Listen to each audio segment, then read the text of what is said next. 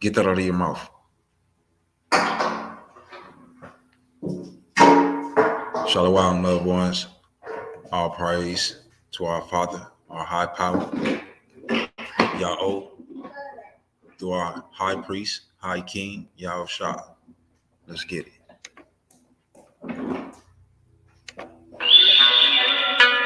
Hey, so look, before you go, I got something for you.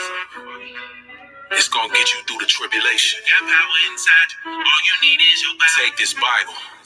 My Bible. In times. Well, rise up when it's time to. Pray for the Holy Spirit here, give you power. Let's get it. My Bible is a key to survival. Have faith, let the Spirit guide you. If you ask, I believe I do. My Bible is a key to survival.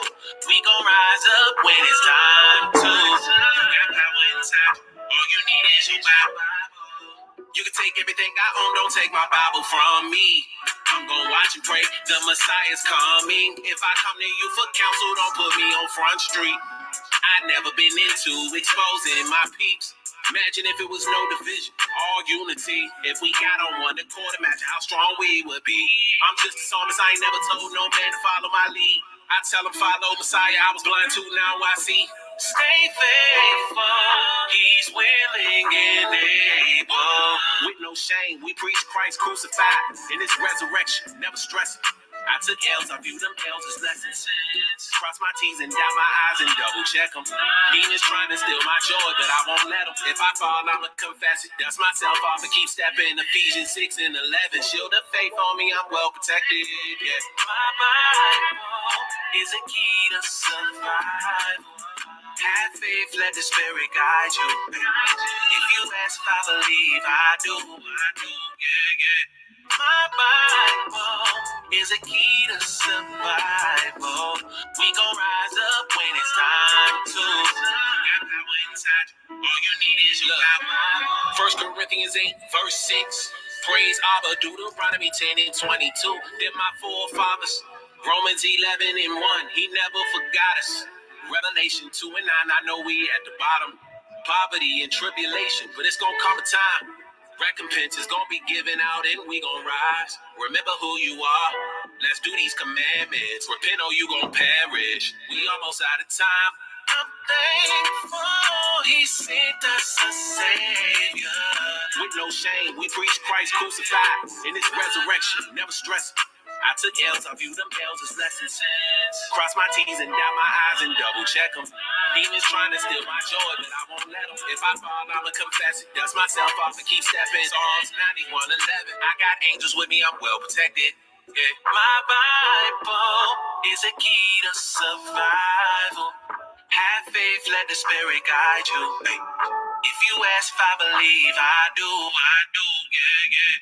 My Bible is a key to survival. We gon' rise up when it's time to. Got power inside you. All you need is your Bible. I'm trying to tell y'all. Once you start believing and standing on it, ain't nothing they can do. Work.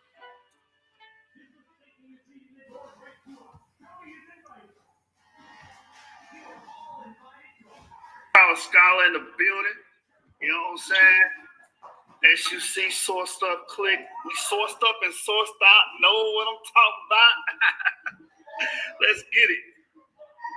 So, we all here at this funeral service to put our brother Garfield A. Reed back in the ground. You know what I'm saying? The brother died today. The brother died today on his own channel during an interview with TUDOR PARFITT.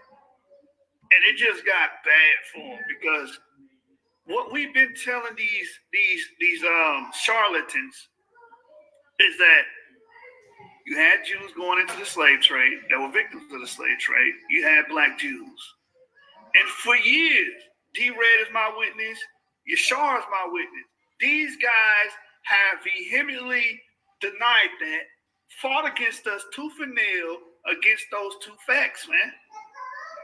Said we were lying, we were making it up, we are disillusioned, and just pretty much spreading all of this dirt on us throughout the community, man. D-Ray, you want to speak to that real quick before we start getting into the clips? Yeah, man. I mean, that's been a contention since I've been around. I've been around over 10 years. I mean, dealing with some of these cats, like I said, going back to Blog Talk Radio. That's been an argument for a while that the Jews wasn't in the slave trade, wasn't no Jews in West Africa, wasn't no Jewish presence in West Africa.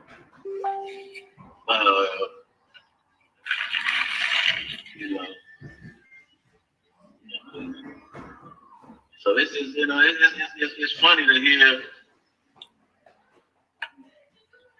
it being echoed by academia now. You know what I mean?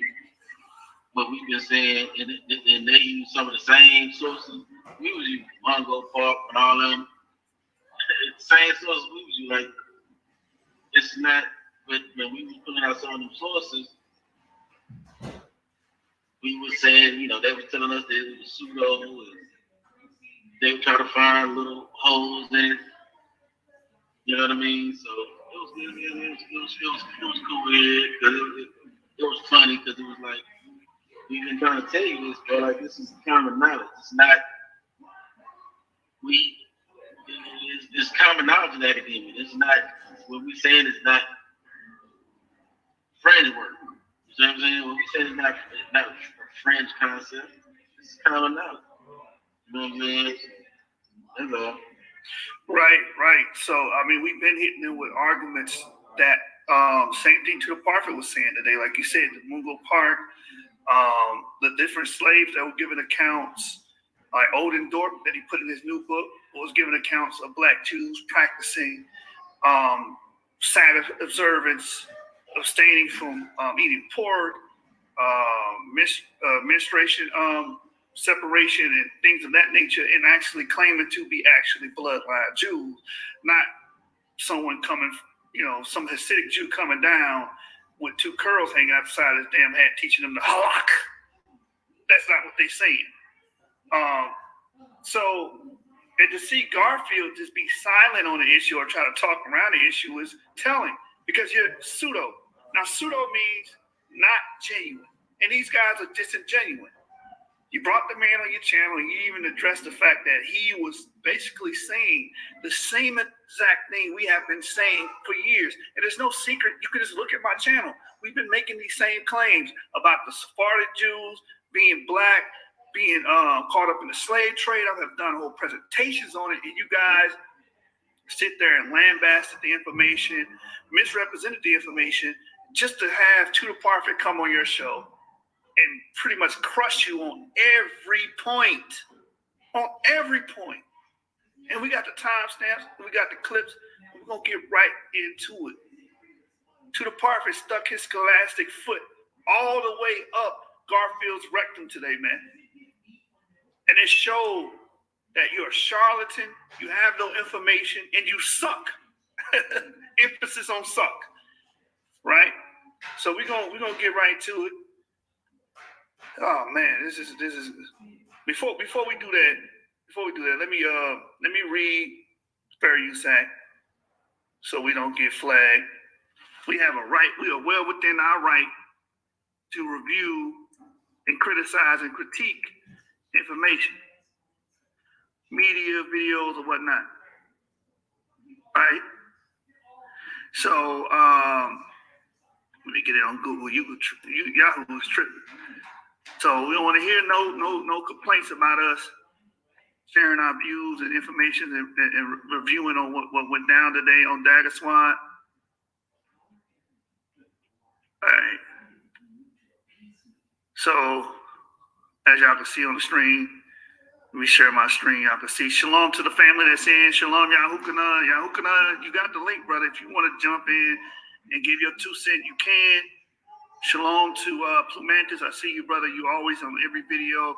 You are not going unnoticed. Shout out to all my brothers and sisters that support the channel. But as you can see on the screen, we are well within our right under the fair use law. All right.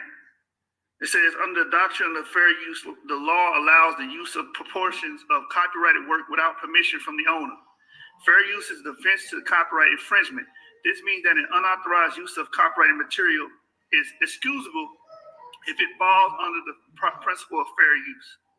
Although the law does provide guidelines for making this assessment, determining fair use is not always easy since it's a gray area of the law. Consequently, courts make decisions on a case-by-case basis. Under the Title 17 U.S. Code, copyright owners have the right to limit the use of their creative work, and owner has the right to distribute, reproduce, display, make derivatives, or perform work in public. The right applies to both published and unpublished works, fixed or tangible medium, right? That includes literature, music, motion pictures, so on and so forth, right? So if we go down, under the Copyright Act, the fair use of copyrighted material without permission is allowed when used for the following purpose: criticism, comment, news reporting, teaching, including making copies for the use in the classroom, scholarship and research, or parody. So we are doing a mixture of all of that. We're going to be critiquing, we're going to be doing parody, and we're going to be giving commentary, and we're actually scholars, and we're doing this for research purposes. So we're well within our right to review and criticize and comment on the video that took place today on Dagger Squad, and we're gonna actually refer to Sister E's video as well. All right. Yeah, right, Warrior Lord. Looks like Brother Garfield getting smoked left and right and center. The old broke down Garfield who still cannot produce his book since 2018. That's funny because D-Red been on that man bumper about that book, and he ain't gonna bring that book out because he's afraid of what's gonna happen to him. When he does, he's gonna get exposed as a pseudo.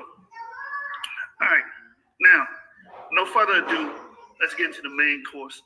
The reason we here, the TUDOR PARFITT interview with our brother Garfield. All right, we're gonna start at the 13-minute marker, around the 12 to 13-minute marker. Manifestations in Africa. So an obvious example is Ekpiano. I'm sure you all know about him. Yes, sir. A former Let me go back a little bit. enslaved population to the quite regularly articulated through the idea of the lost, or the sense that they do belong to the people of Israel through this myth. But very often it's concealing some historical truth. You see what he just said? See, Garfield tried to say, well, in your book, you wrote a book about the Israelites being a myth, the lost tribe being a myth, and these guys are following a myth. But he's talking about myth, and he says, oftentimes myth conceals historical truth. That's what TUDOR PARFITT just told Garfield. And look at his face. He's not liking that because he's been going around pushing myth as if it's pure fiction. Rob Bourne has done the same thing. When you read Edith Bruder's books, he says, I'm not using the term myth to denote pure fiction because these myths contain historical realities. That's the same thing TUDOR PARFITT says. Why do they share the same sentiment? Because Edith Bruder is a student of TUDOR PARFITT. She was under the tutelage of TUDOR PARFITT. She wrote her doctoral thesis and submitted it to PARFITT. So they're saying the same exact thing. So you got beat up on that point. Look at Garfield's face, man. Womp womp. So let's cut to the chase. The existence of a desire to identify with the people of Israel among African Americans or between people of African origin living in Central America is quite regularly articulated through the idea of the lost tribes. This in itself is a myth. And very often it is formed as a result of a kind of metaphorical identification with the people of Israel. However, that's not the only way You see him shaking his head. Oh, metaphorical. I like that. Watch this. However, that's not the only way. Watch this. which a sense of belonging to the people of Israel might have occurred among slave populations in the 18th and early 19th century. And there's some evidence, not very much, but there is some evidence that slaves had an idea of Judaism through Jewish manifestations in Africa. So we've been saying this for years. So there's some idea that slaves and the idea of Judaism through Jewish manifestations in Africa. Brother Garfield is on record, and we're going to pull the clip up after Tudor PARFITT gets done spanking him, of him saying, show me one Jew that got off a slave ship, one African American, or one African that got off a slave ship claiming to be a Jew, which we already killed that with Uncle Bill. We killed that with Joseph Pellegrino, and we killed that with the two brothers of the Jewish nation that was found down in South Carolina. We killed that. They came off slave ships.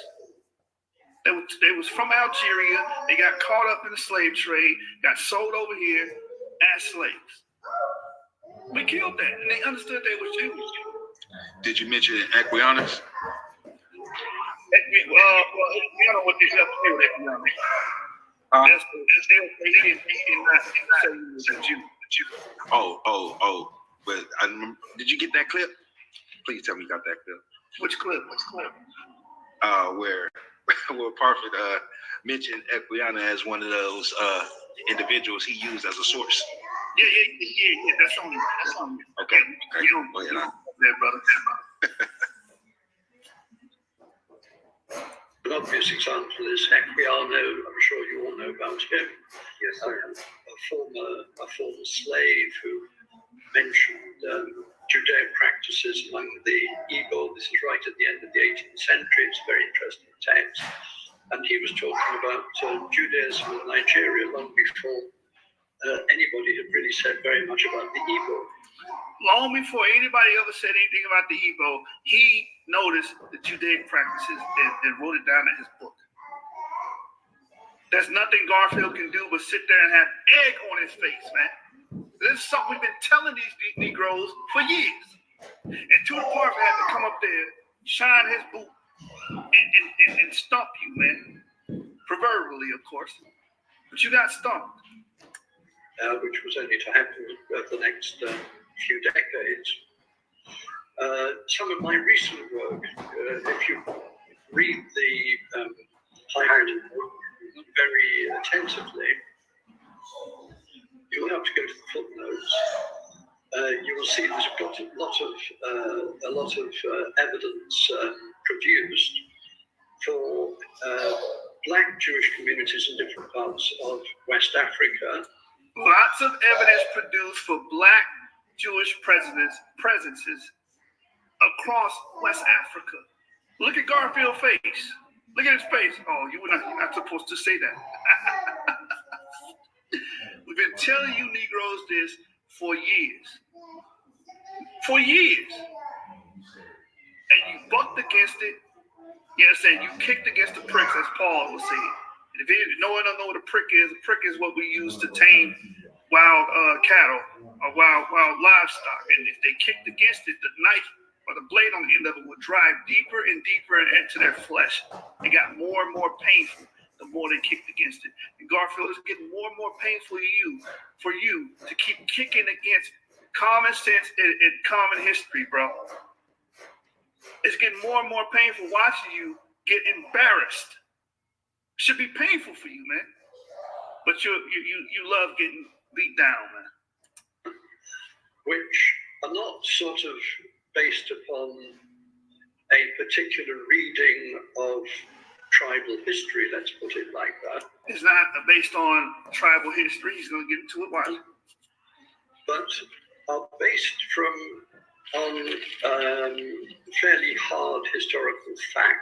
hard historical fact. I've done a whole video on what he's going to bring up. The Black Sephardi Jews. You can go to Genesis 49 and see it. 2 years ago. Watch. And this hard historical fact is the expulsion of the Jews from Spain and from Portugal at the end of the 15th century, subsequent to which what Tudor Parfit is saying, J.A. Rogers said damn near 100 years ago.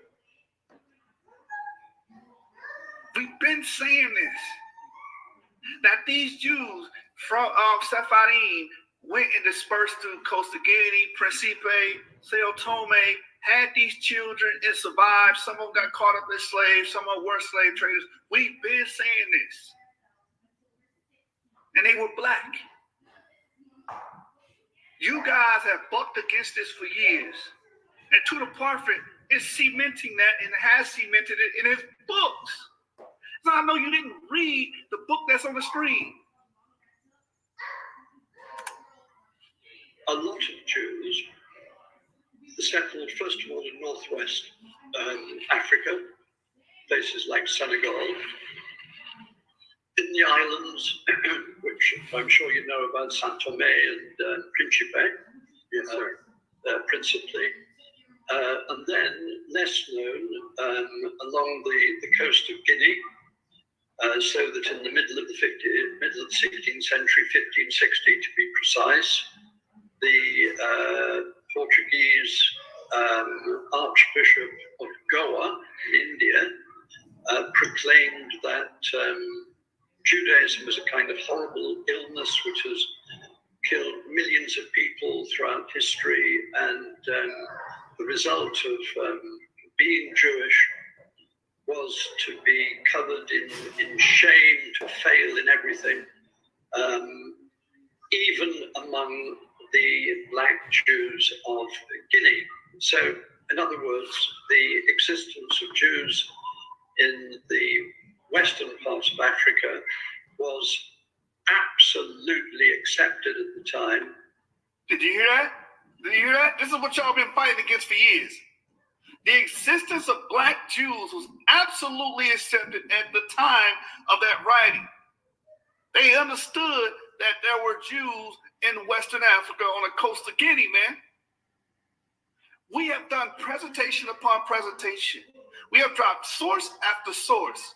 We have showed you over and over again. J.A. Rogers said the same exact thing, and this book is about 100 years old now, man. And you guys lambasted it, called these people, they called J.A. Rogers pseudo.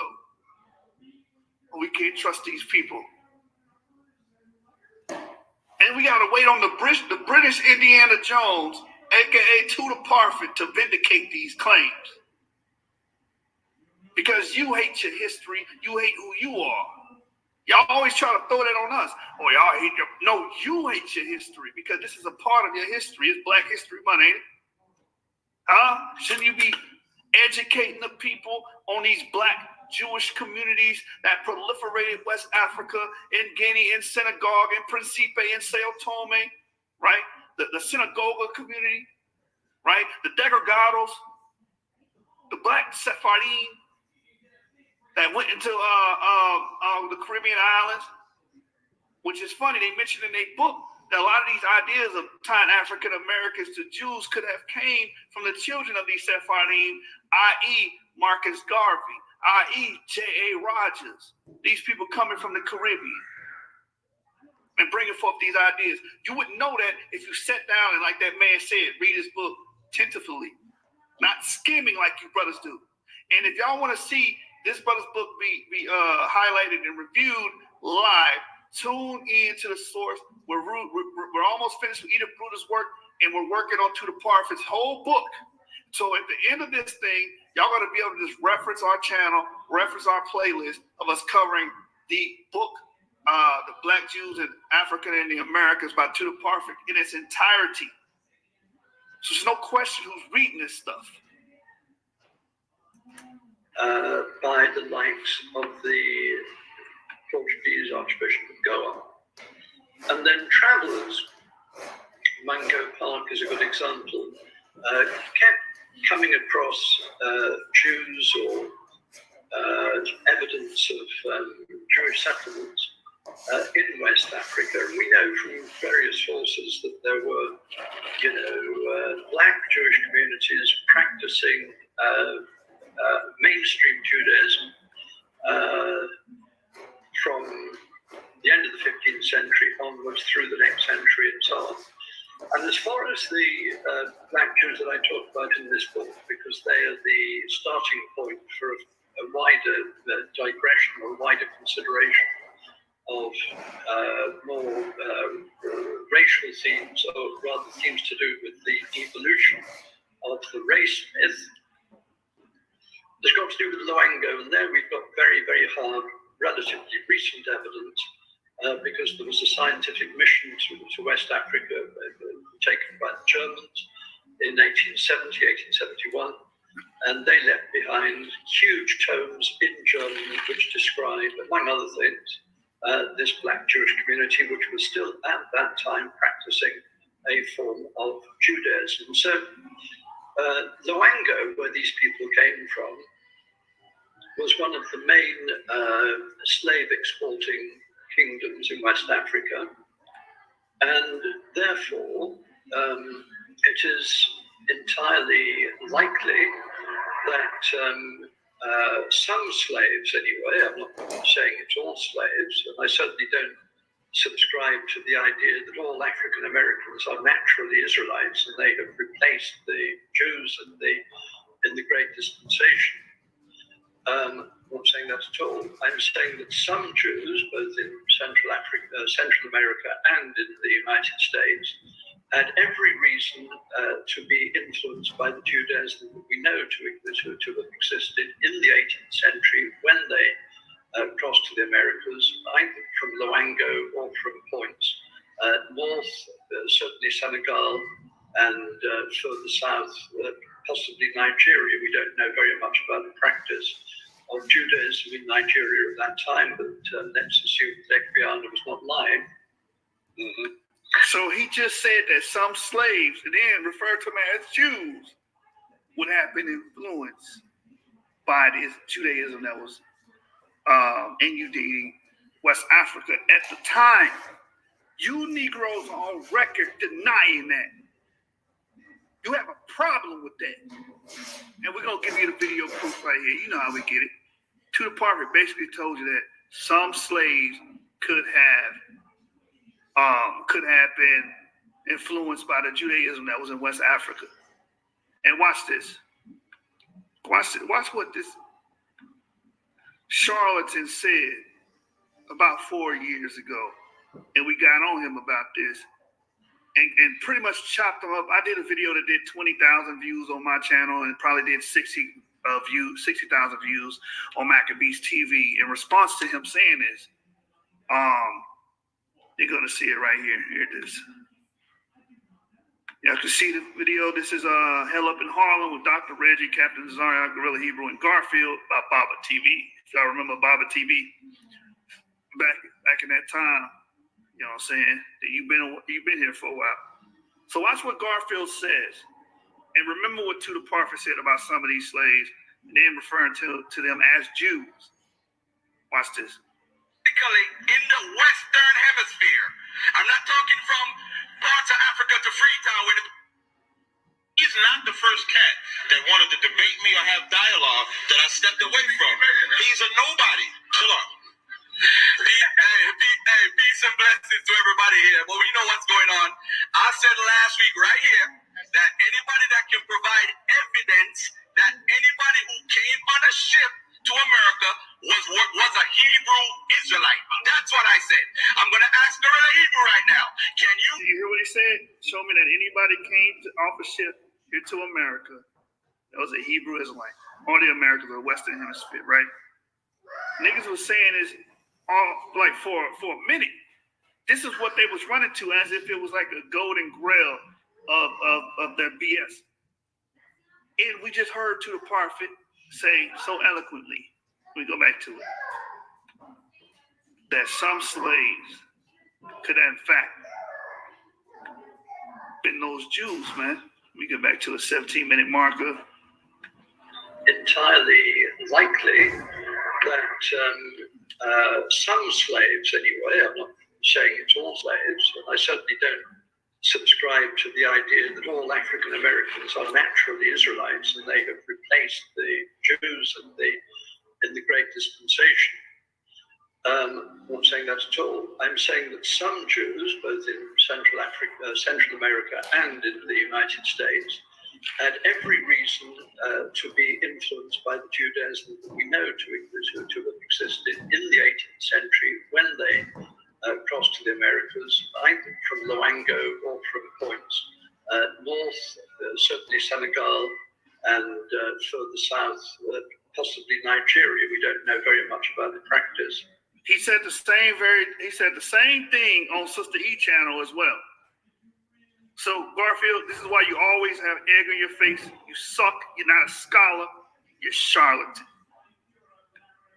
Provide evidence right now that anybody that came over on a ship physically in the Western Hemisphere. I'm not talking from parts of Africa to Freetown where the people of the Yah went. So Garfield, you died on that. You died when I presented my information years ago with Billy the Jew and those two men that came into Charleston, Carolina, right?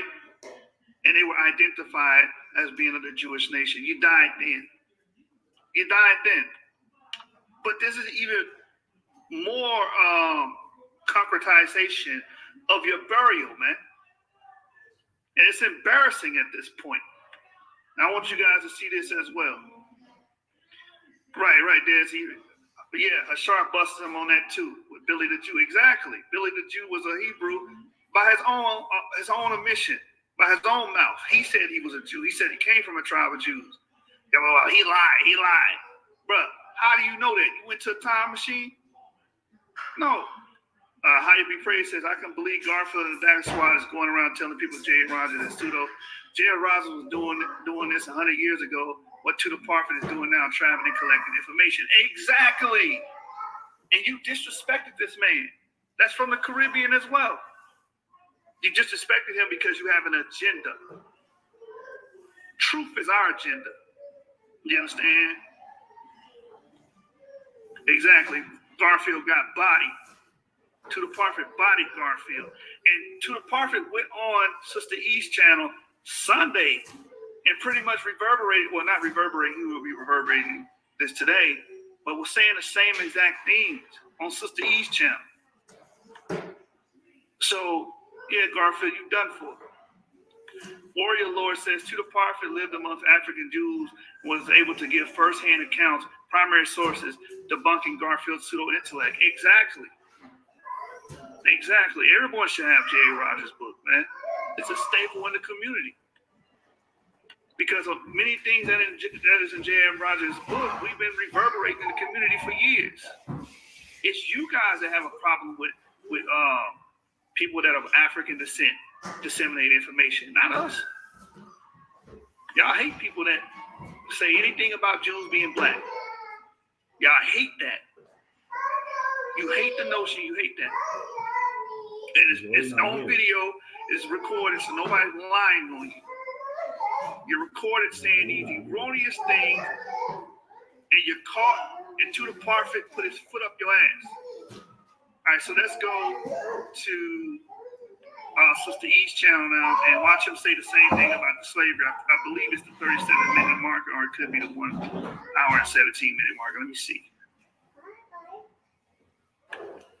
It's good. Plenty of black Jewish communities which had settled long before the beginning of transatlantic slavery. Let me go back.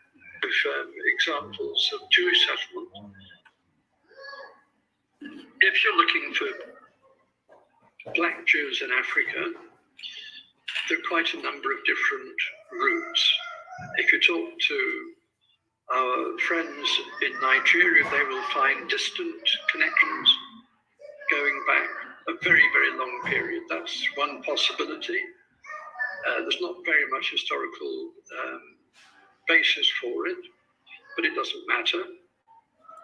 Exactly, because again, he also says in Sister E's channel, he's not here to cast doubt on the legends or mythos of these people as well. Because he, again, like he said on Garfield's channel, a lot of times these myths and legends conceal historical realities.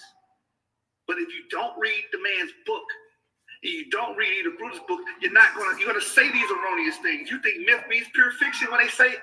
Absolutely not. That's not what they're saying and denoting when they use the word myth. In the case of the Lemba, we have a possibility via the East Coast. So the penetration of Africa from the East Coast. Further north, there's plenty of evidence that Judaism spread into Africa, either from the Yemen, that's what we usually think, or through Africa, or through Egypt, and trickled into different parts of the north.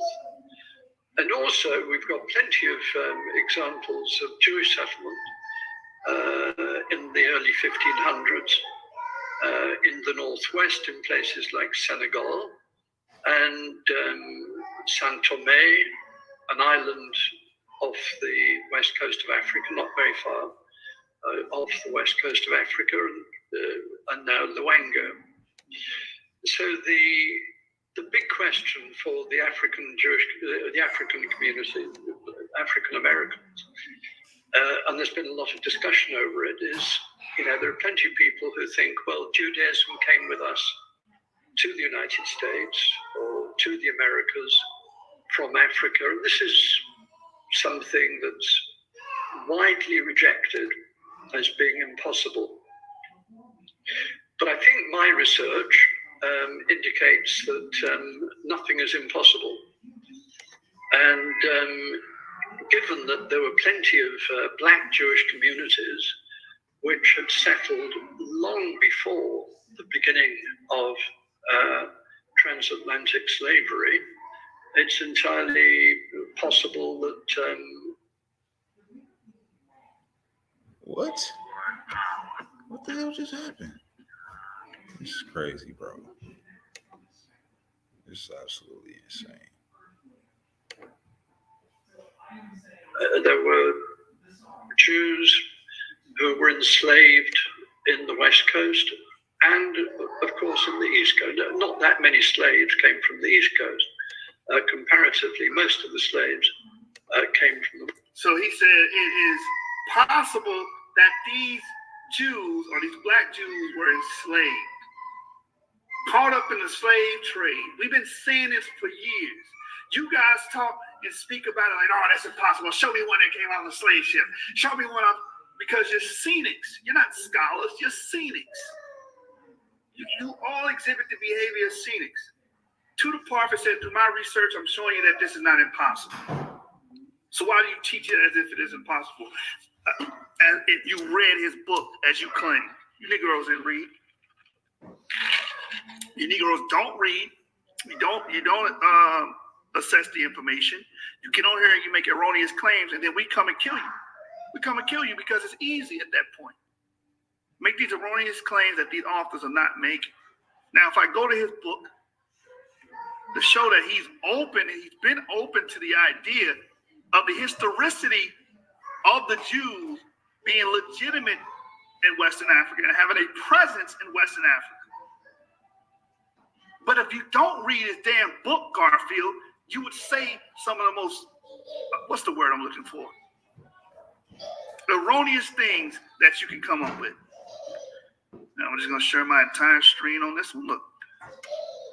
And we will be covering this whole chapter, the entire chapter here on the source. All right? So this is Black Jews in Africa and the Americas by TUDOR PARFITT. Page number 43. It says, from Equiano's time to our own day, the discourse placing Jews in West Africa or constructing West Africans as an Israelite racial entity has continued to develop and expand with some remarkable consequences. Throughout the 19th century, Jewish or Israelite traits and languages were imagined into existence with great regularity. Now they'll be like, oh, well, he used the word imagine. Just keep reading. And the biological origins and racial stereotypes of many West African peoples were stated to be Jewish or Israelites. Sometimes indigenous origin myths were also invoked to insert Semitic origins. Watch this. To show that this guy is open and objective with his scholarship, he says these may have contained some element of historical memory of actual Jewish presence in West Africa. So the guy is not just coming out here swinging his sword to the notion of Israelites in Africa. He said, hey, these things could contain elements of historical memory of a Jewish presence. Now, is he open to other things? Yes, because he says, or more likely may have come about as a result of Muslim influence. But the point is, he's objective. You guys present this guy's information as if he's not objective. It says thus. So again, he says these may have contained some element of historical memory of actual Jewish presence in West Africa. It says thus the Soninke people who are scattered throughout and beyond the area of the ancient Ghana Empire allegedly had traditions that claimed an extraneous origin for themselves, which invoked the memory of Dinga, their ancestor, who was believed to be of Middle Eastern extraction, to have come from Jerusalem or perhaps from Yemen. Remember, he brought up Yemen. Dinga's own direct ancestors were variously believed to be biblical Job, King Solomon, or King David. One French colonial official, Maurice Delafos, basing his views in part upon these tribal traditions, concluded that the Ghana Empire had been founded by a nomadic group from northern Africa of Middle Eastern origin, and constructed a theory around the Judeo-Syrian racial origin of the Soninke. All right, so we can clearly see in his book that he gives the possibility of there being an actual historical Jewish presence in West Africa. He's not seen it like you guys try to paint him to be, like you guys are. All right, let's get back to the footage. Let's get back to the footage, man. Let's get back to the footage. So we can clearly see, Garfield, you died on your own show. This guy pretty much wiped the floor with you. And we're going to get to the next part. After we review Sister E and the portion where he talks about the existence of Black Jews on Sister E's channel, which is an hour and 17-minute marker, right? So let's cue this back up. Now we're going to go to the hour and 17-minute marker. I believe that they're descended from the orphans who were exiled, the Jewish orphans. I think this is how I'm paraphrasing it. Well, I don't know about that reference, and I'd be very surprised if it were entirely true. I think they would have known a bit of European languages because, after all, they traded. But in none of my sources do I get that. And I believe that they're descended from the orphans who were exiled, the Jewish orphans, Spanish Jewish orphans who were exiled to the Portuguese possession of São Tomé. But there's no absolute proof of that. It's probable, but you're absolutely right that there were plenty of other settlements, particularly in Senegal and down the what's called La Petite Côte, and there are a couple of very good books on the subject of this Sephardi settlement in the West Africa. We know, for instance, that by the middle of the 16th century, so 1550-ish, there were a number of communities that by then were Black. They intermarried and but they maintained Judaism, and that's in Senegal. And undoubtedly, there were others further south, and we have references to these Black Jews going way down the coast of West Africa. So the people that say, there just aren't any Jews in Black Africa, or there's no proof of it, are simply wrong. Y'all been saying that for years. Y'all been saying that there are no Jews, there are no Black Jews in West Africa. Y'all been saying that for years. And TUDOR PARFITT got on camera and said the people that are pushing that narrative are wrong. So he's killing the narrative that there were no black Jews in West Africa. He's killing the narrative that they couldn't have got caught up in the slave trade. I just did a whole presentation on the channel about Jews being victims of the slave trade. And I used the Luso-Africans as my case study and to prove my point, because the Luso-Africans were being sold by the Bihogo slave raiders. That's history. There's no way around that. They was getting caught up and sold into Brazil, into the Caribbeans by the Bihogo slave traders, and they were doing these raids and catching these Luso-Africans and selling them, which were descendants of Jews, the Sephardim. But you guys are so pseudo and disingenuous, you don't care about historical truths or historicity. You just care about pushing your agenda, which is to be anti-Israelite, be anti-Bible.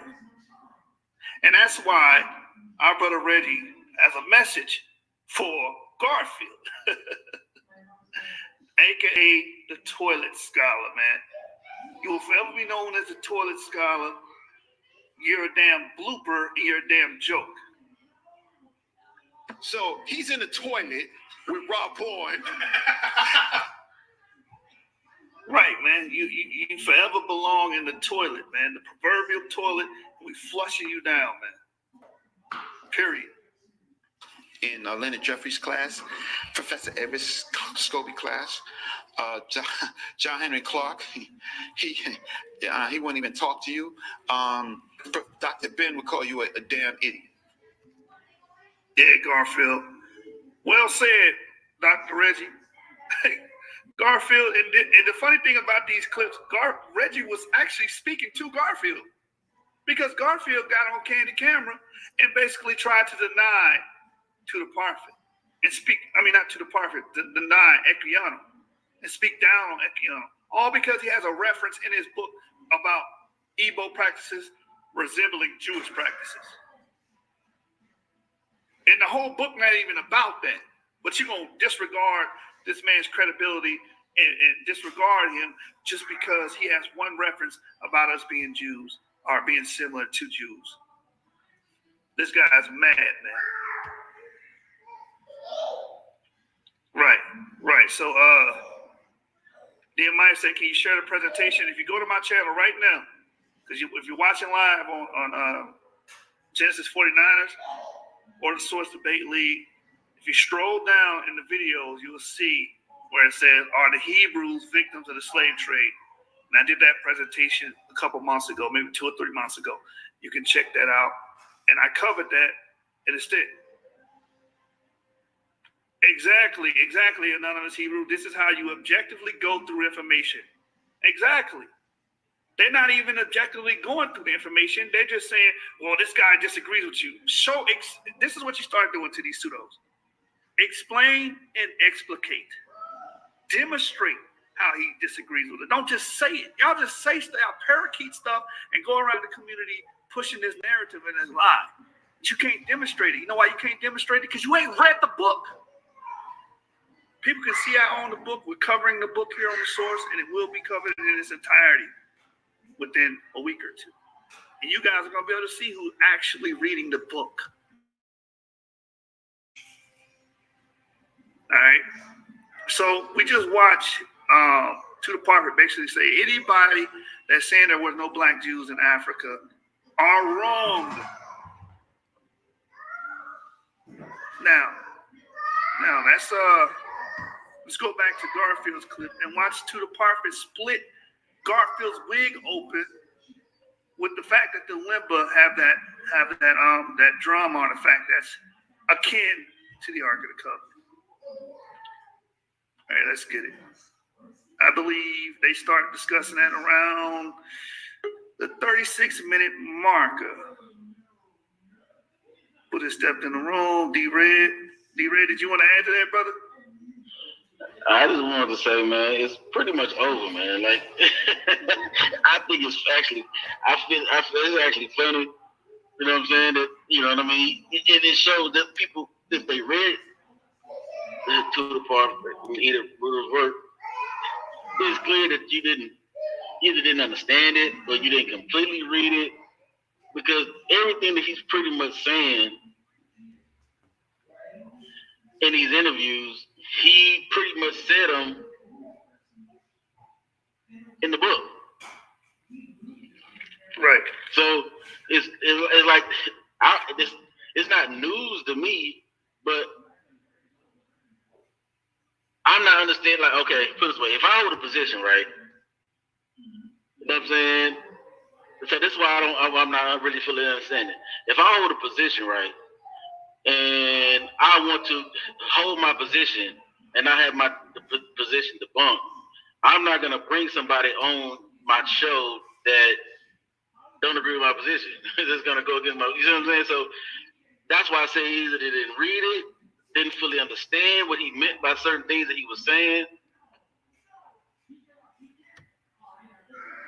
Right. I'm gonna say the former. The brother did not read this book in its entirety, and like to the PARFITT told him, if you read my work tentatively, not skim through it, try to find something to fit your narrative. Read the damn book in its entirety. Read why he wrote the book. Like when we read Ida Bruder's preface and why she wrote her book. She wrote her book to give a voice to the Limba, to these African tribes claiming this lineage. Not to lambast them, not to discredit them, not to cast doubt on their legends or their mythos. But if you didn't read the book, as it's clear as day that the people at Garfield's camp did not read the book. That's why he's on here saying you gotta buy these books and read them because you guys ain't read it. And what TUDOR PARFITT's gonna say next, D-Red, is going to kill their whole damn camp, man. It's over for them. They dead. You're dead in the water. Which existed in the area of today's Republic of Congo. I think it probably went as far north as Gabon and also into the Democratic Republic of the Congo, which is that vast part of West Africa. And this was a kind of, it was something like a secret society. It was a society of healing. The people concerned were doctors, medicine men, and the symbol of their activities, this Lemba activity, was a drum of healing. Now, to non-Africans, this isn't making much sense, but if you're steeped in African history, African traditions, the weight of the idea of the drum is considerable. And the drum of the Lemba at the same time is hugely important. It's called Ngoma. And, you know, in the book I wrote about the Ngoma, and some of you may have seen the History Channel movie I did, I have connected the story of the Lemba drum with the idea of the last Ark of the Covenant. It would be easy to... So Tumba took the drum that they had and he had connected it to the idea, the concept of the lost Ark of the Covenant. Now, he's not saying that it is the lost Ark of the Covenant, but he's saying it's a descendant of the lost Ark of the Covenant. Watch. Mock this to say, we think you found the lost tribe of the lost Ark of the Covenant. Absolutely not. But I never said that. All I said was that the idea of the lost Ark, the lost Ark, the Ark of the Covenant, somehow entered Africa, and it seems to be represented in the tribal legends. But reality is the tribal history of the Lemba. So he said it is in reality of the tribal history of the Lemba. Look at Garfield's face. He know he in trouble, man, because you have pushed the narrative that there's no proof, it's all fake, it's all false, made up, pure fiction. And he's giving you archaeology right now. He's giving you historical reality right now. He's giving you comparative analysis right now. Because he's a damn PhD. That's what they do. They have research competency. Not some idiot on the internet that goes around and try to lambast information. He builds his arguments based off information. What you have is you've got a receptacle made of wood, and if you know your Bible, you'll know that there are two descriptions of the Ark of the Covenant. One is that it was certainly made of wood but covered in gold, and it was quite an elaborate thing, and it had a lid on the top, and there were sort of angels at each end of the top, not really angels exactly, but figures anyway. And that was so to speak, the footstool of God. So, and this object was made by Bezalel, the great craftsman. But in the book of Deuteronomy, you will see that Moses himself made an ark, and this was simply made from the acacia trees that were growing on Mount Sinai, and he made this kind of box. He's referencing Deuteronomy, the 10th chapter, when Moses made an ark. He's going to give an explanation. Yeah, one ark that was made for religious purposes, and then you have the other ark that they took out to war with them. And he's saying that the limba drum is analogous to the wooden ark. You see what I'm saying? So that's what he's bringing up, and it's a very powerful point. It's a very powerful point, and it points to the limba having legitimacy to their claims of being Israelites. So ark just means box, that's all it is, and chest, and he made it, and the broken tablets were put in it, and he took it down, and subsequently, according to Jewish commentators, there were two arks. One, the simple wooden thing, was the Ark of War, and the more elaborate thing was the ark that eventually went into the Holy of Holies, the Devere in the Temple in Jerusalem. So the simple wooden object, the Ark of War, let us hypothesize, according to the book of Jeremiah, was taken to a particular cave. There are Muslim accounts of tribes getting hold of this ark, going down into the Yemen, where Lemba people seem to be from. You see how he's connecting this ark idea to the Lemba? He's giving them historical provenance with this. Something that Garfield would never do on his show. I'm glad PARFITT came on now, because the truth is coming out now. We have strong arguments to these claims. And look at Garfield trying to think of something to get out of his ass whooping that he gets. And so that would give a kind of historical connection. And an historical connection, Garfield. Are you going to comment on that? Or are you going to say, oh, wow, that's interesting? No, you're not. You're going to talk around the point. You're going to try to throw a straw man out there, which you're going to see him do it right after he finishes speaking. When you think that the Lemba priests carried this relatively rare genetic signature connecting them. He called this ark or this drum that they got a genetic signature.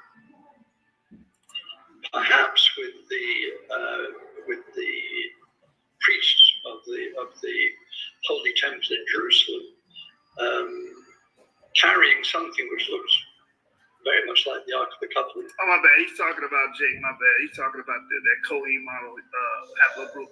Well, also we have to understand that the sub-Saharan African element, which they used was the Yoruba, and where Johnny's paper was in Israel, ancient Israel, during the time of the Iron Age 2A period, which is the Israelite period, and that's the period we see all the material culture come up, the terracotta 7-spotted lamps, the Stone Age cut altars.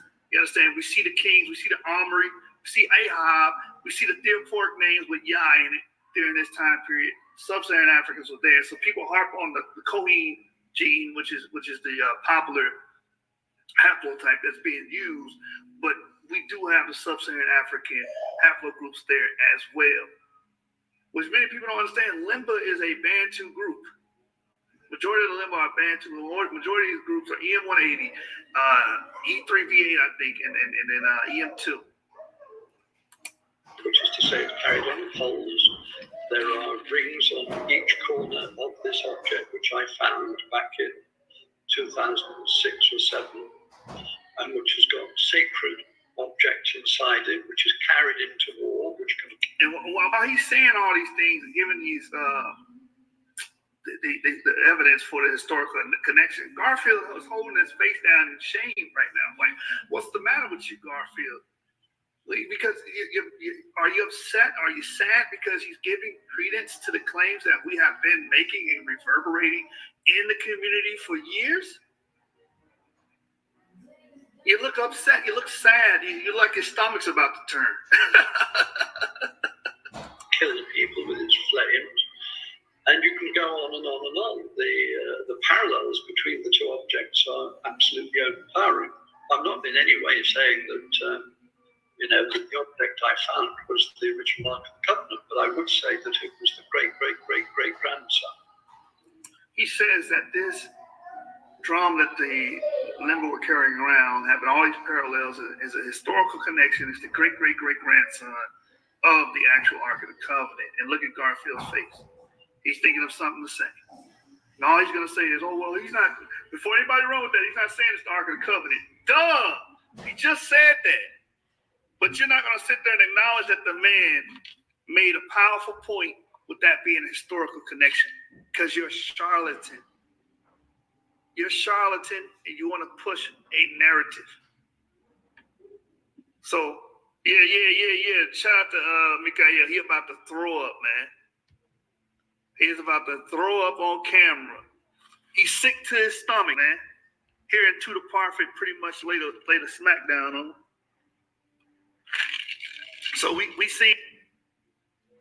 So my apologies, family. I don't know why my screen not sharing. I'm just now seeing what's going on.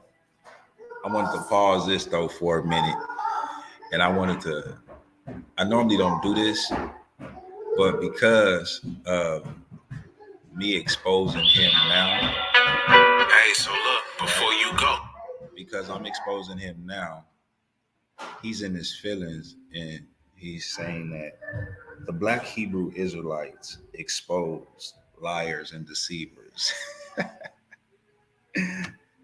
Oh man, this dude here.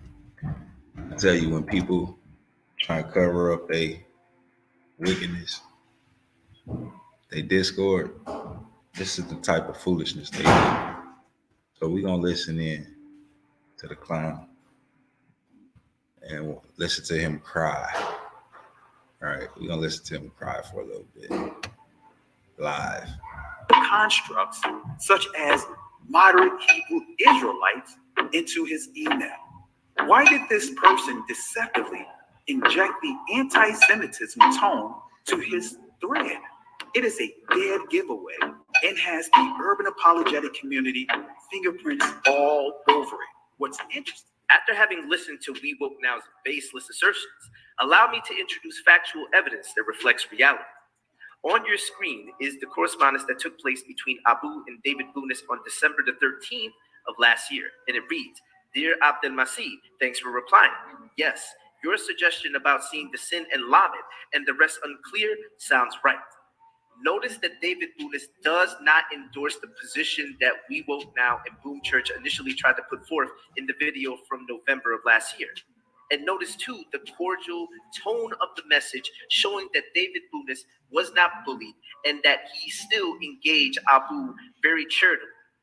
But listen to We Woke Now and Boom Church's initial claim in their video that they put out in November of last year." One or two more slides, but he actually confirmed that what you're saying and how you translated it was actually correct in how you translated it. So not only did it confirm what it sees, what it says here in take or grasp the way of the Lord or God. He confirmed. And what this dude Garfield is pointing out here, shout out to my brother Moore. He did a video with an individual who was confirming some letters, some ancient script, right, that was on the poles or the pools in the church, right? So this is what he's actually talking about right now in his live. I guess he's saying that someone was lying. The way you laid it out. And so we go to the next slide here. And so this is another aspect of it, because we had it tilted from in landscape, but now this is vertical, the actual picture of it. So it kind of gives you more of a understanding of it. So after all of that in the package sent to him, not only did you bring out, but he also it showed there was some other aspects within the pews that we didn't know, or in the pews. So not only does it say take a grasp of God, but it said take a grasp of Yah or God, Israel, with a bass voice, as you put it, or with a loud voice, meaning praise him loudly. That's what this means. So Abu asked, can we find a coherent sentence? Well, yeah, we just did. And not only that, we got a scholar to back it. So we know what the actual language is. We know what's on the pew. We know what the specific pew says. We have it. On your screen is what originally appeared on Boom Church Atlanta's Facebook page.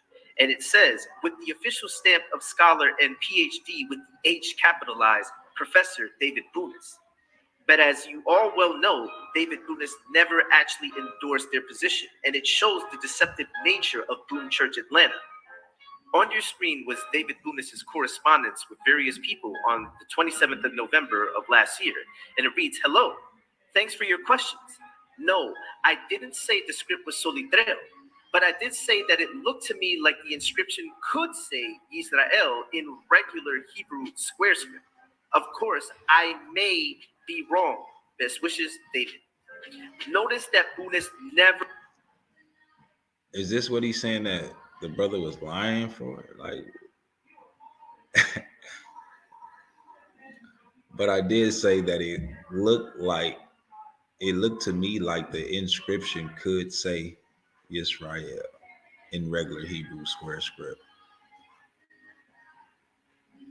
Of course, I may be wrong, but you're not, because you wouldn't even made the assumption, and you wouldn't even said that, right? But this is the ignorance of, and now he's listening to somebody give this breakdown, and as you can see in his comprehension of even hearing, let alone reading, he's lacking that. Garfield is a liar. He lacks comprehension. He can't even listen correctly, fam. This is absolutely insane. Absolutely insane. And he called himself exposing liars and deceivers. Are you kidding me? Brother, you're a liar. You can't get around that. You cannot get around that. You constantly lie. That's your whole life is a lie. You know what I mean? Like, that's the truth. It's not a shot. It's not nobody taking no low blows. That's just the actual factual truth. You're a liar. It's in you. It's through you. Everything that comes out of your mouth is a lie. Unfortunately, Garfield actually endorsed the position. And here is Boonis' correspondence with Will Brown on November the 27th of last year, and it reads, Dear Will, sorry not to get back to you after you wrote again. I'm very busy with a project I've got to finish up, and it's leaving me no time for anything else. I received an email from someone called, name of it, I'll forward it. Maybe you've been in touch with him. He says he also thinks the inscription could say Israel, but we both think it's not in solitaire script, but in regular Hebrew square letters. Best wishes, David. Here, David Boonis is sharing hesitant words. Bro, he just confirmed it again. He just confirmed it again. Like, what is this dude doing? Like, he called himself exposing, but he's actually confirming. He's actually, you know what I mean, hurting his own argument. I'm gonna read. I'm gonna read it again. Unfortunately, I can't share my screen, but it's sad, man. I don't know what's going on. I got to get this checked out. But he says, maybe you've been in touch with him. He says he also thinks the inscription could say YASHAR-YA'OH. So this is two confirmations, right? He says, but we both think it's not in solid trio script, but in regular Hebrew square letters. And what's the difference? Both is Hebrew script. You understand? And both just confirm the script. Square Hebrew letters saying Yisrael in an American church, man. But this dude is over here going live right now. Hold up. With Will Brown based on the highlighted markings that Benaiah and Will Brown had sent to him. But on December the 3rd of 2020, David Boonis responded to various people, including William Brown, by saying, thanks for your email. When I expressed a few hesitant words about what was written on the church pew, I had no idea that it would help cause such a furor locally and maybe beyond. When I first saw the inscription, I thought it might be Arabic script. Then, after seeing some interpretations by others, it seemed to me that one might be able to read the Hebrew word Yisrael, that is Israel, in it. I am far from sure about this, nor do I think that what seems to be some kind of inscription on the pew is in solitreos, or is necessarily in Hebrew at all. Judging from the reactions I've been receiving, my words were rather misrepresented on William Brown's program. Only part of our. So now what we have Mr. Boonis retracting his statement, two statements, right? Because of the pressure that was put on him by you know who. I ain't gonna get into the three-letter guys. You know what I mean? Made up fake race. But anyway, yeah, I'm sure the pressure came from that avenue. And now he's retracting what he said. Oh, well, maybe in none of the other responses from the emails did he, oh man, I made a mistake. This is not it. I was, everything that was said is wrong. Like it's not even necessarily Hebrew at all. He didn't say none of that. He was for sure it was Hebrew and it was a square script. He was for sure about that. Now all of a sudden he's retracting. So this makes the brothers a liar because he stood on something and now he's retracting what he stood on at first. So this makes our brothers liars. This is why I say, you got to watch these charlatans, as my brother truthfully spoke about this clown. Man, listen to this BS, man. Our email correspondence was presented, and even that seems to have been partially misinterpreted. Peace to all from Jerusalem. Here, David Boonis is very clear that he never endorsed William Brown's position, and this speaks volumes to the deceptive nature of William Brown. Now, this conversation took place between David Boonis and Abu on the 3rd of December of last year, and it reads, Dear Mr. Al-Mahatani or Abdel-Masih, thanks for your email. I'm sorry it took a while for me to reply. Basically, I confirm your understanding of my correspondence with William Brown. As I had written him in the beginning, the letters looked more Arabic than Hebrew to me, but I'm certainly no authority in Arabic paleography. Before writing you, I spoke with someone very familiar with various Arabic and Hebrew scripts, and he was unable to read any Arabic or, frankly, Hebrew words out of the church pew inscriptions. When someone who had looked at the inscription showed us how he thought the Hebrew word for Israel might be read out of it, it looked to me like it might possibly be so, although I could not see this clearly without the markings and darkenings that he, i.e. William Brown, evidently added. To your questions, did you in fact reach a firm conclusion that a discernible... So he added to the pews. Unbelievable, yo. This is how they cover themselves up. You know, it's how when they make a mistake of exposing truth, this is what liars do. This is why, you know, people like Garfield like think that they exposing something, but they just exposing themselves for what they truly are. Hebrew phrases on the relevant pew? Or did you merely suggest possible interpretations of a collection of markings open to multiple interpretations? And did you support a reading that could be translated, take a grasp of the Lord, etc.?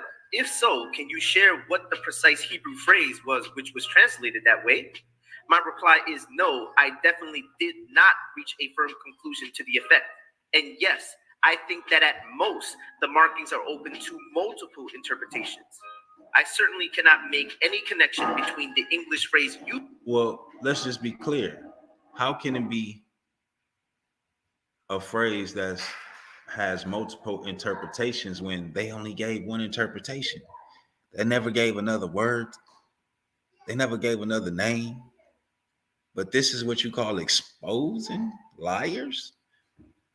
Man, this is horrible, yo. These brothers don't understand or comprehend a conversation when it's read nor when it's spoken. So how can you take anything that these clowns say as anything that's factual or anything that should be even considered at all? What is going on? You cited, and any Hebrew expression I can think of. Mic drop. I think it's very clear that Bunis did not endorse their position. After it became very evident that the Bunis appeal had backfired on them and that he had not endorsed the position at any time, they decided to create a fake Hebrew scholar by the name of Richard Katz. This is where William Brown pretended to be a Tel Aviv-based professor until he was exposed for it. At which point, this is where you begin to see the false flagging taking place. And as you're going to see in the following clips, this was actually something that they had already planned before the Bunis and Katz fiasco. They were already planning on false flagging our videos simply because they had no strong rebuttals for our arguments. You know, I was talking to Dante. Dante said, it's all right. They do some flag them. And that's plain and simple. Because if you flag them, guess what, y'all? They get shut down. So we find out they doing the video, the UA community, that's them. Flag them. Let's shut them down. And that's key. We are going to have to make a concerted effort that if you do our videos like the way you've been doing them, we're going to flag you, and we will get that video shut. That now that people on the other side of that debate are uncomfortable with where the debate has gone, they're trying to flag the videos and get them taken down. Now, I'm going to show the clip from Berean's show. Before I do so, I want to make a very brief segue and note that our friend over at We Woke Now has recently been making curious claims about having a top secret security clearances with government here, and I'll explain why this is relevant in a moment. But here, take a look at this. And I can tell you with confidence, there's a reason why. Now I don't have a problem with putting this out there. I don't have a problem with telling you that I have a top secret security clearance. Mm-hmm. You don't get a top secret security clearance if you're out here being messy and all these different things. I just had it adjudicated again. Okay, so the reason I showed that is because I feel it has some relevance to what I'm about to show from Berean TV, from the show that appeared last night on Berean TV, as Berean shared that apparently our friend that We Woke Now has been telling him that he's not flagging videos. Rather, the government is concerned about the debate over the pews, and they're flagging his critics. They're flagging people who object to him as part of an effort to protect, this important government official with, top secret security clearances. So I'm going to play the clip and listen to this. This is what's scaring me, and these people eating it up. I don't know. A lot of Bunis Richard Katz. Yeah, I'm glad you played that video. Let me ask you this: the David Bunis email, were all those emails legitimate? How did they know that? Okay. Yeah, because Bunis had correspondence with multiple people, And all Abu did was just because he had correspondence with Abu. And some of those other emails were emails that others had with Bunis, and they sent them to Abu, and Abu sent them to me. So they're all legitimate. The crazy thing is, though, Garfield, check this out. So what led up to December the 31st, 2020, and the videos getting flagged. Mind you, family, he talking to faithful to God. This is who he talking to right now. Was Dante and Kelly basically telling people to hit the videos. Why? Because they were being exposed for the Richard Katz stuff. The Bunis thing was the first exposure. Then remember they tried to bring out that fake scholar Richard Katz, which was really William Brown, pretending to be a scholar. After that happened, check this out. Then when we exposed them for lying, all of a sudden now the videos are getting flagged. Like your video got flagged first. You were the first one to get flagged. Then the rest of us started getting hit. Now check this out. Now, thankfully, Abu's videos, none of his videos got taken down. He was able to fight all the strikes. So none of his videos got taken down, even though he got hit, even though they hit him with the copyright strike and all that. But check this out. You know what's crazy? You know, in the conscious community for years, people have said things like, oh, you're an agent, you're an agent. You know, that's always the excuse whenever someone wants to try to undermine someone else. But check this out. Have you ever met a dude who legitimately said he was an agent? Like this dude, Richardson says he's a government agent and that the government is taking videos down because we keep saying his name. Like, yo, tell me that's not crazy, man. You can't even make that up, yo. You can't even make that up. You can't even make it up, right? Yo, but check this out, though. That's the reason why you were mad that day. And you weren't mad like saying, I'm going to see him with guns. You were just saying, I want to confront him verbally on some man-to-man stuff, like any man would. Especially when somebody's playing funny. The thing is, I was the one that said, oh, you know, he's got a gun. He might try to do something because Dante is crazy. We don't know. Dante might very well try to do something stupid like that. He might try to shoot somebody. See, you weren't talking about shooting somebody. And the only reason I jokingly said that was because I knew that Dante is legitimately nuts. He's crazy. So they took that and tried to spin doctor that into a lie to say that you were threatening him with guns.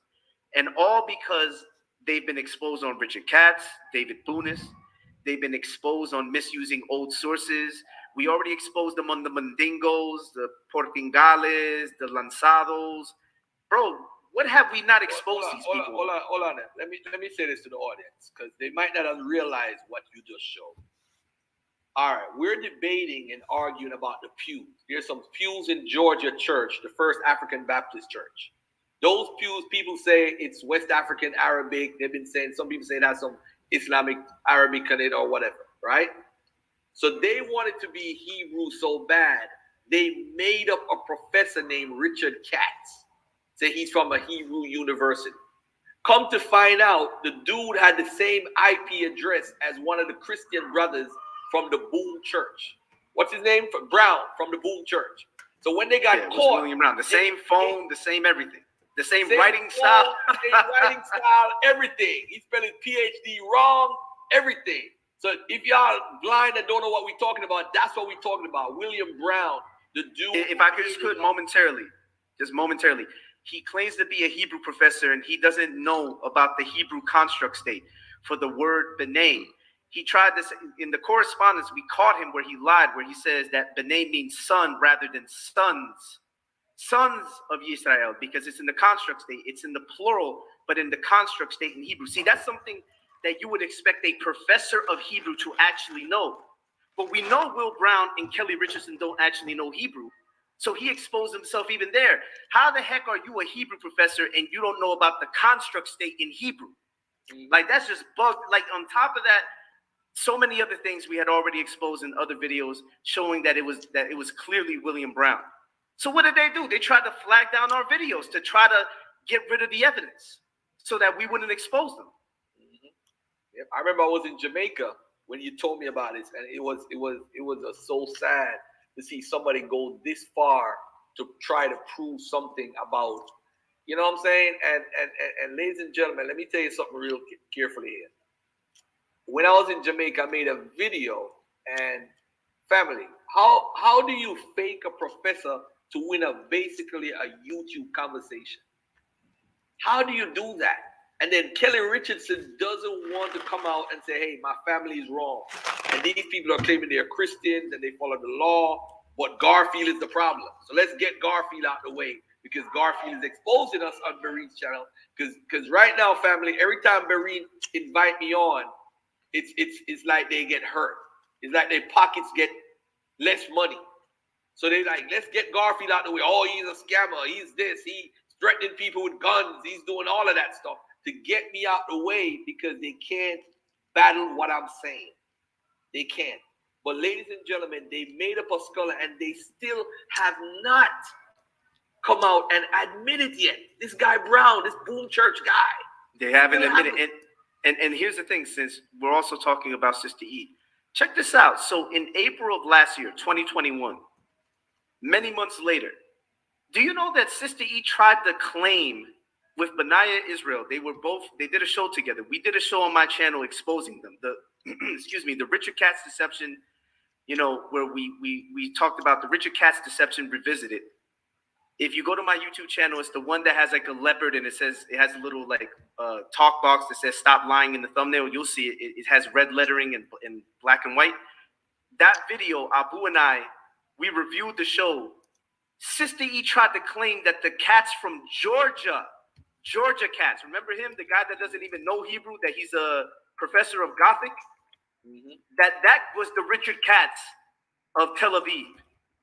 They tried to claim that dude as Richard Katz. We had long exposed that. Matter of fact, there's a video on my channel called The Richard Katz Deception. Is that the guy plumber? That's the guy.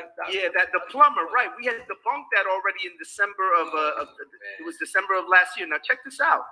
We already dealt with that. But here they were many months later talking about, oh, we knew this was Katz all along. See, bro, they tried to lie on that. They were still trying to push the lie. It was only recently when Orthodox more started exposing them, especially when it started with the whole Teo thing, that Sister E came on and says, yeah, I was mad about the Richard Katz thing. I was mad. If you were so mad, then why were you trying to defend it months later after we had exposed that William Brown had pretended to be a Tel Aviv-based Hebrew professor? Why were you trying to defend it? So now they're trying to revise history. They're trying to make it seem like they weren't playing funny, even after the fact. They've never apologized. And if she knew it was wrong, why hasn't she come out publicly to say, I apologize for my role in all of this? You know why? Because they have an agenda. And their agenda is to try to hide any counterclaims that expose their folly, their deception, that expose their misusing of sources, their bad arguments, their making up of scholars. They don't want to be exposed. And so what they're doing, they like to talk about people are crafty counsels. They're the real crafty counsel. The way that they behave is exactly like a crafty counsel. So now, family, we in our community are making up scholars, making up fake PhDs. Now, not only are we making them up, but we fabricating sources. We're not actually showing you the real sources. We're not actually reading the sources that we present. Unfortunately, again, I don't know why my screen is not showing, but it's not showing. And that's a problem. I got to really check on that and see what's going on with that. But to sit here and listen to these two clowns rant, when honestly, they never brought sources. They never brought sources, fam. They never presented sources. They are a talk, tell you something, won't give you a page number, won't give you a paragraph, nothing. But they'll tell you that it's in this book. Go read the book. Then you go tap into the source and it ain't saying what they saying. Just like silly ass Garfield, we were just listening to him and for a few years speak on PARFITT, TUDOR PARFITT, and then get exposed live on his own show, not even really asking him real questions that he will be asking us. and saying that, oh no, we're lying. He wouldn't even address him that way. You understand? He wouldn't get on him, but he have a cordial conversation, listen, right? Don't cut him off. Don't try and control the narrative, right? He want to show that he's all of a sudden a professional. But look at the difference. He is professional to who I call his master, right? But disrespectful to those who so-called look like him. But where did he come from? Where did this fat, short, unhealthy ass thing come from? Like, he came out of nowhere just attacking Israel. But he's talking about, and then he links up with another clown who never shows his face, right? Who's a coward for real and faithful to God. And they talk about an agenda to try and switch the narrative to make you think that these everyday Christians that's waking up coming out of that bullshit religion are actual agents because they tell the people, oh yeah, I got a certain clearance. Well, he had a job, right? He had a career that he had going on. Some people are for real federal agents. Some people are for real police officers. Some people are for real undercover officers that are waking up. And because they wake up, that don't mean that they about to initially just get rid of all of their clearances and all these other different things that pay their bills. I believe that those type of individuals that do wake up and are in those positions, we're going to put themselves in a different position. So when they do walk away, they good. Them and their family. But the dumb stuff that I'm hearing is just utterly ridiculous. And it's coming from those who they call agents. It's like, just like now, like me exposing this clown, he come right behind me talking about he exposing, you know, liars and deceivers in our community. And then got Sister E face all on there, right? Sister E, she proclaims to be an Israelite. So, yeah, I listen to my sister. And if anybody's going to come after her, we as Israelite men got to protect our sisters. So since we here on social media and they trying to expose something, you know, we going to stand up because at the end of the day, she a babe in the awakening. You know what I mean? So it's a lot of things that she still got to go through and study for herself to understand why we say what we say, where we coming from. You know what I mean? The re-education ain't easy. It ain't never been easy to do away with what you've been told and taught all this time, to find out that what you've been told and taught ain't what it really is. That take time to shake off all of that. But that's what they doing, and I see it. So, yeah, I got they back. So for these cowards to be trying to call themselves exposing something along with a Jezebel, and I ain't even gonna mention that Jezebel name, but yeah, very loud mouth, very boisterous, very masculine, all that a woman ain't supposed to be, right? So yeah, we're gonna get back to listening to this rant for a minute, and then I'm gonna shut it down.